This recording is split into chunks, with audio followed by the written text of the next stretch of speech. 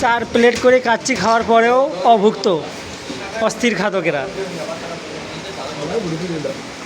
হ্যাঁ গ্রুপের সদস্য বিপ্লব সাহেব কিছু বলেন। এটা আমার 5 নাম্বার না 6 নাম্বার। জীবন সাহেব কিছু বলেন। পরে দুইটা খাবো আগে ভাই পরে বাচ্চা ভাই কিছু বলেন। যা শুরু করছে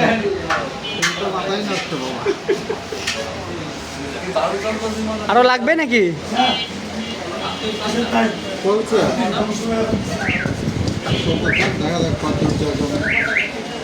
2 মাস অভুক্ত থাকার পরে খাওয়ার জন্য যখন হাহাকার করে।